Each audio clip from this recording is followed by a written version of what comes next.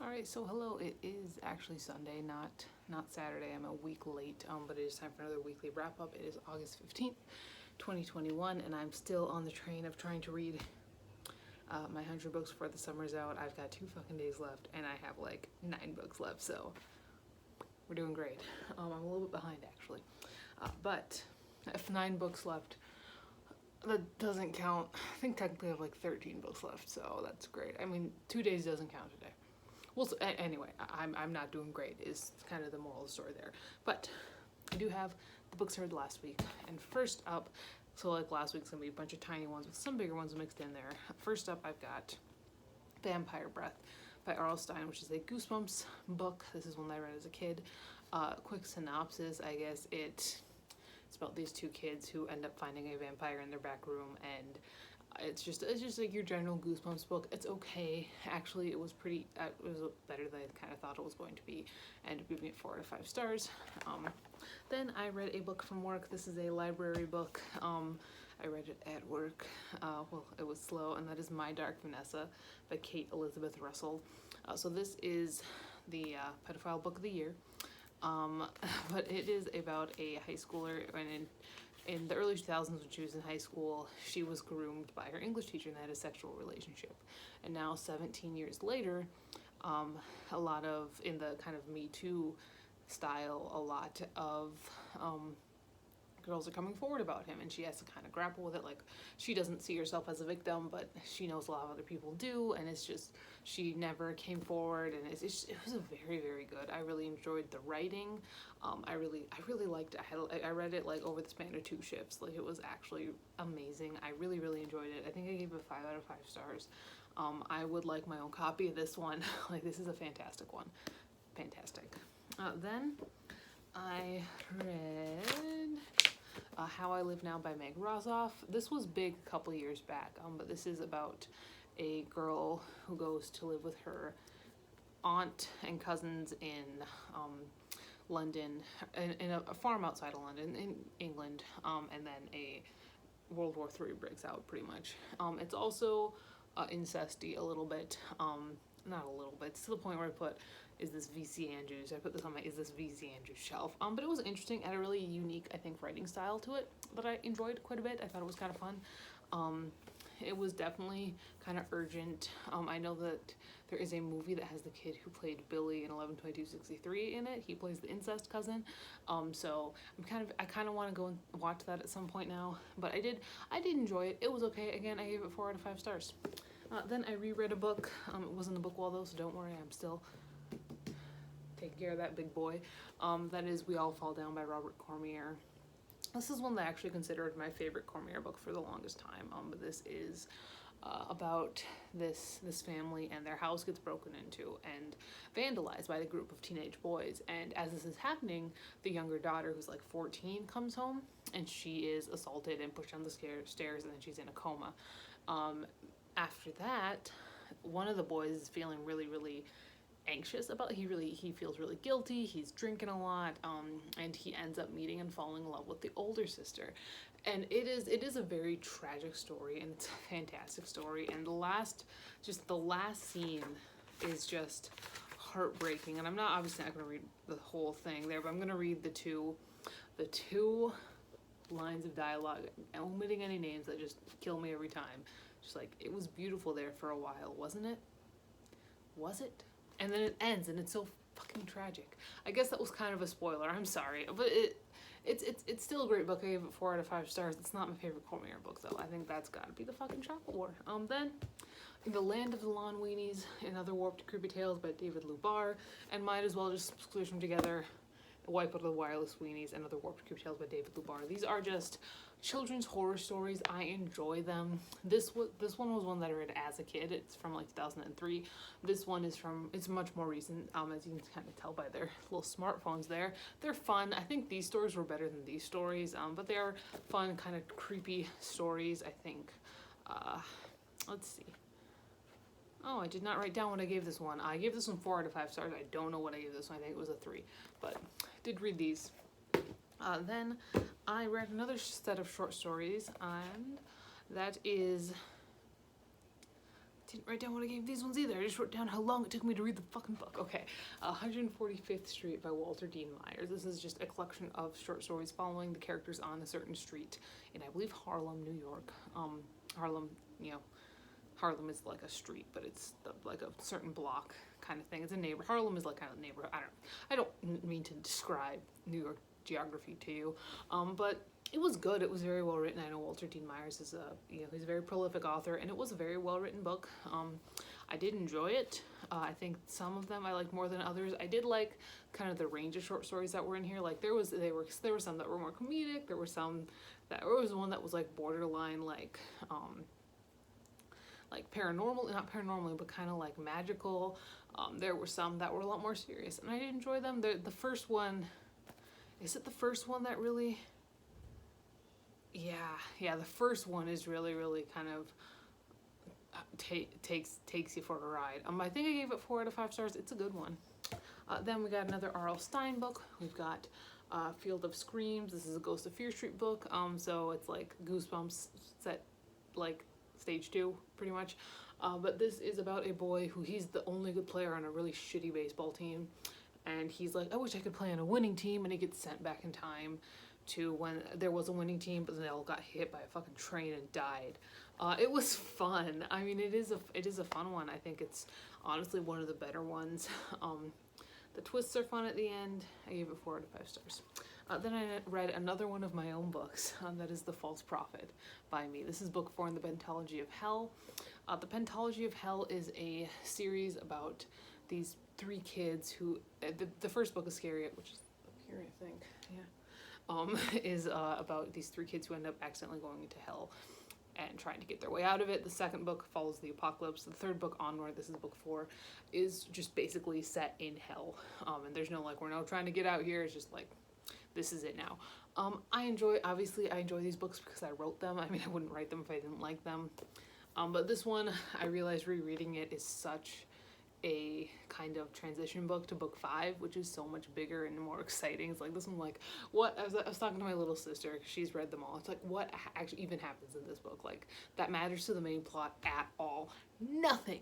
We get a bunch of little things for characters, but nothing for the main plot. I gave it 4 out of 5 stars. I know it's my own book, but you know, say let fucking be. Then I read Zombie by Joyce Carol Oates, which is her take on Jeffrey Dahmer, which is kind of fun. It was honestly a little bit disappointing. I wanted to really love it. I thought it sounded so much fun. I love Joyce Carol Oates. I don't want to say I love Jeffrey Dahmer, but I really enjoyed reading about Jeffrey Dahmer. I thought it'd be really fun. But it was kind of meh, you know, and it was definitely very brutal near the end. Like I said, this is Joyce Carol Oates' kind of take on Jeffrey Dahmer. It's about a man who's gay and really like wanting to kill all these beautiful young boys kind of thing, and it get very brutal near the end, which was like kind of like, it was creepy as all hell. But overall it was kind of meh, and it's very short too. I ended up giving like, again, 4 out of 5 stars. Like, it wasn't bad, but I wanted so much more from it. Then we've got, actually, surprising that took this long to get to the first manga. That is Danganronpa, another episode, Ultra Despair Girls #1 by Hajime Toya, created by Spike Chunsoft. If you've been around lately, Danganronpa is something that I was into in high school and I'm getting back into, and there's all these fucking mangas now. Ultra Despair Girls is a game that I have really no knowledge of. So this is actually my first entrance into that story. Basically it follows Makoto's younger sister and Toko Fukawa in the streets of Towa City, and they meet Asahina's little brother, and he's so cute. Look at him. Oh my god. But I enjoyed it. I mean, I think it's better. Again, I do think that the manga adaptation for the first game remains the worst. It was fun. I mean, I think this game might be easier to adapt because it is kind of a first-person shooter, almost, apparently, so I've heard. There's, like, moments of that. But I did enjoy it. I am excited to keep going with this series as well, because I will be, at some point, I do want to play the game. I haven't, and we don't even have it on PlayStation. We have 1, 2, and 3. Like, so 1, like, Danganronpa, Trigger Happy Havoc, Super Danganronpa 2, and Danganronpa V3, whatever that one's called. But yeah, I did enjoy it. I gave it 4 out of 5 stars. I guess I did already kind of show you the art. Here's some more art. I guess spoilers for Danganronpa Trigger Happy Havoc. Sorry. Then we've got a Goosebumps Reader Beware, You Choose the Scare, Return to the Carnival of Horrors. And what? 4 out of 10. I rated it 4 out of 10. No, 4 out of 5. What this one, the main problem I had with this one is that I really just wanted it to be Escape from the Carnival of Horrors, which I read as a child, and I just kept thinking about it, and the Hall of the Mountain King and all that stuff. So but it was okay. 4 out of 5. Then I read a Shadow Zone book, One Slimy Summer. This is about these kids who, like, their mom's the mayor and they're getting ready for summer, and then there's like weird slime on the lake, and then there's like a sea monster and a ghost, and a lot of stuff happens. It was actually not bad. I think it was actually kind of decently written, and the characters were actually kind of distinct from one another. They were all awful people, especially the main dude, but it was okay. Gave it 3 out of 5 stars. Wasn't really anything all that interesting. Then I read Running Out of Time by Margaret Peterson Haddix. This is a story about a girl who is supposedly living in like the 1800s, and then her mom tells her, like, no, it's actually 1997. You need to run because we're all dying of diphtheria. And so I think there's actually a horror movie that had this kind of concept too, honestly, more recently. I'll put a picture of the poster if I figure it out during editing, but it was okay. It was decently written. I mean, it's Margaret Peterson Haddix, and she's a good children's writer. But yeah, it is a very interesting kind of concept, and it is really interesting to see characters go through this. Like, it's interesting to see how they react. I like that a lot. Overall, I gave it 4 out of 5 stars. It was a decent one. Then I reread The Elements of Style by William Strunk Jr. and E.B. White. This is a grammar book. I gave it 4 out of 5 stars. There's nothing else to say about this. If anybody ever asks you for, like, what are the books I need to read if I want to be a good writer, this is always the one. This is all. It's The Elements of Style. It's always Elements of Style. Then I read the worst book of the week. That is Attack the Killer House by Fred E. Katz. This is about these kids who live in this. Their dad is like a big electronics guy, and he's like automated their entire house. And it's 1997 too, so it's not like run of the mill like it is today. And they are so fucking dumb. Oh my god. So, like, there's a giant electrical storm, and it hits their house, lightning hits their house, and all these things start go haywire. And it's just, they keep turning things on. And they're like, what? No, it's attacking. I realize this is a children's book, but, like, there's a line, you know? The one good thing was there's kind of a creepy situation where there was this creepy, like, screensaver guy who kept showing up, and he was kind of creepy. 2 out of 5 stars. It was awful. Then I read probably the darkest book of the week, The Summer I Died by Ryan C. Thomas. This is the darkest book of the week, and I have a Clive Barker in here, so that tells you everything you need to know. But this is about these 2 kids, Roger and his friend Tooth, who are going up hunting, or not going up, they're just going up to go, like, shoot off some guns in the mountains, and they hear a scream, and they follow the scream, and they find this man called the Skinny Man, who tortures and kills people, just like, this is Gorno to the extreme. Like, this is like beating out any Saw or Hostel kind of situation here. It is extremely gory, graphic, all that sort of thing. It is just like, oh, like, there are moments here where I'm just like, oh my god. But it was really fun. I enjoyed it. Like, I think I've mentioned recently, I've been more into, like, exploring the exploitation fiction splatterpunk kind of stuff, and this one is definitely that. This is one that gets recommended a lot, and I enjoyed it. If you want a lot of gore, this is the one that you do. And it gave it 4 out of 5 stars. It was good. Then we've got the 10th Battle Royale manga, which is sad because this is the one where we see my boy's body. I'm not gonna say who my boy is because this is the art style. Hopefully there's nothing too bad there. But this is the manga adaptation for Battle Royale. I love the franchise. I love the movie. I love the book. I love all the manga. The manga is extremely graphic and gory again, both in terms of sexual nudity and also in terms of just straight up bullet holes and intestines everywhere. I enjoyed it. I've read the manga before. I read it online, and I used to be collecting it. I think I got volumes 1 through 8, and now it's difficult to find. But I did get this one in a lot off of eBay. It's fun. 4 out of 5 stars. Enjoy it. Battle Royale, by the way, if I didn't mention, Battle Royale is the original Hunger Games, basically. What this is, it follows a world where in Japan every year, one like middle school class, I know he doesn't look like a middle schooler, but honestly he's one of the younger looking ones in this manga, gets sent to a place where they all kill each other, until there's only one of them left.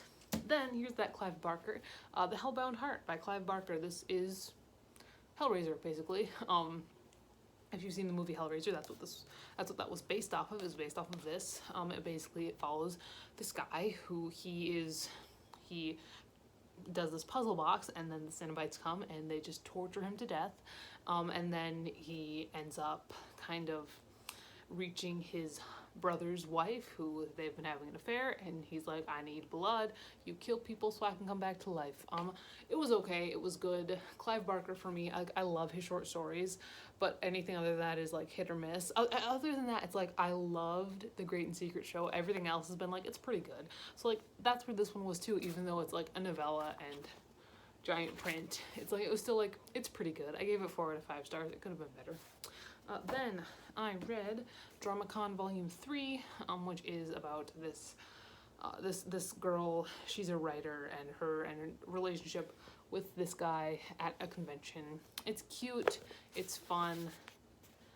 There's nothing really anything else to say about that. I think I gave it 3 out of 5 stars. Then I read a poetry collection that is Lovely Seeds by R.H. Swaney. Swaney is I think a Lakota author from South Dakota, I'm pretty sure. And his poems, they're nice. I don't know, they're not really my style when it comes to poems. They're a lot more short, sweet kind of things. I gave it 3 out of 5 stars. Definitely though, if you are interested, go and check them out. I won that book from a Twitter giveaway. And then I've got Hit and Run by R.L. Stine. This is a point horror book, I believe. If not, it is somewhere along those lines. It's not Fear Street though, because it takes place in Arizona. But it follows this group of friends, and there are 3 friends and one like a punching bag. Like the main girl is this girl named Cassie, and then she's got 3 male friends. She's got Scott, who is like your big muscly dude, Winks, who just plays just an absolute asshole and borrows human eyeballs for jokes, and Eddie, who's just like the school punching bag, pretty much. Like, he just gets made fun of constantly, and it's no wonder he snaps. That's a spoiler, I guess, but it's a spoiler that anybody sees coming when they read the book. It's about these 4 kids, and they're getting ready to get their driver's licenses, and so they're like, let's steal our parents' cars and practice driving. And on their first route, Winks makes Eddie think that he's gonna hit something, and they kind of do a tailspin, but they're all fine. But then it's like the next time they run somebody down, and it's a whole thing. It's like almost like a I Know What You Did Last Summer kind of situation. It was surprisingly good, actually. It was written surprisingly well, although the fact that like I and everybody else who's read this on Goodreads gets the twist like 3 chapters in. But it's okay, I gave it 3 out of 5 stars. Ugh. Okay, so these are the books I read this past week. That is all I have for today. I will talk to you later, and goodbye.